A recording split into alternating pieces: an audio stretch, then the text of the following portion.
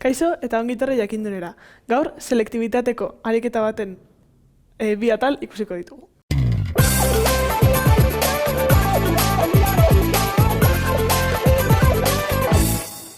Kasu honetan, erreakzio hau daukagu eta lau atal dauzkagu. Lehengo eta behin idatzi behar ditugu erredukzio eta oksidazio erdi ekuazioak.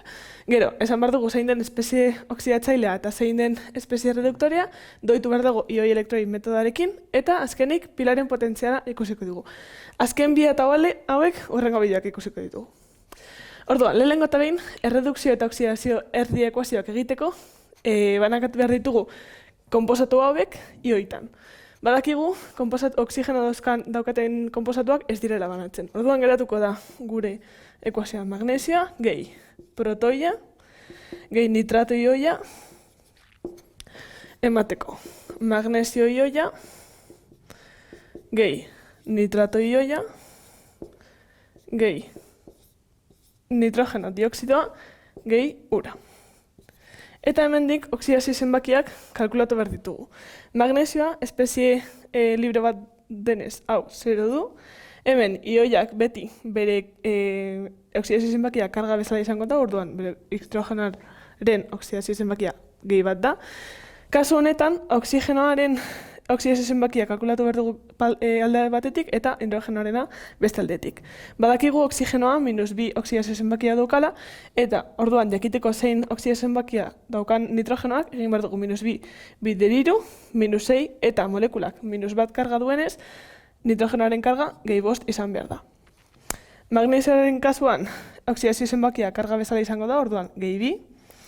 Kasu honetan nitratoa berdina denez, oksigenoarena izango da -2 eta nitrogenoaren gehi 5. Kasu honetan ere, oksigenoa -2 izango du, baina nitrogenoarena gehi 4. Eta hemen, oksigenoa izango du -2 eta hidrogenoa gehi 1. Eta hori ikusi behar dugu zein elementuen oksidazio zenbakiak aldatu diren. Ikusi behar dugu magnesioa 0tik gehi 2 joan dela, orduan magnesioa esan aldugu oksidatu egin dela. Zein izango da erdi ekuazioa? Oksidazio erdi ekuazioa horrelako izango da. Magnesiotik magnesio ioira pasatzen dugu. Eta orain ekuazio hau doitu bat dugu. Magnesio mol bat daukagu alde bakoitzera, baina hemen bi karga positibo daukagu eta hemen karga 0 da. Orduan hemen bi karga negatibo ipini behar ditugu, hau da, bi elektroi. Eta gero, zein espezie erreduzitu den ikusi behar dugu.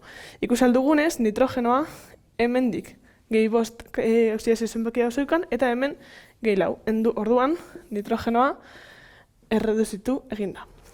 Orduan, erredukzio erdi ekuazioa geratuko da. Nitrato ioia, emateko nitrogeno dioksidoa.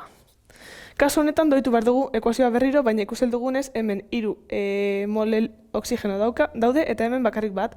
Orduan, eremu azido gaudenez, azido bat daukagulako, hemen ur molekula bat gehituko dugu. Eta orain, hemen bi hidrogeno faltatzen dira. Orduan, hemen bi protoi ipuiniko ditugu. Eta orain kargak berdinak izan behar diren bi aldetan, hemen karga 0 da, eta hemen negatibo bat gehi 2 positibo, gehi 1 da, orduan hemen karga negatibo bat ipini behar dugu, hau da, elektroi bat. Eta hau izango dira gure erdi ekuazioak. Eta, jakiteko zein den espezie oksidatzailea eta zein den espezie reduktorea, badakigu espezie oksidatzailea erreduzitzen ari dena da, eta espezie reduktorea oksidatzen dena.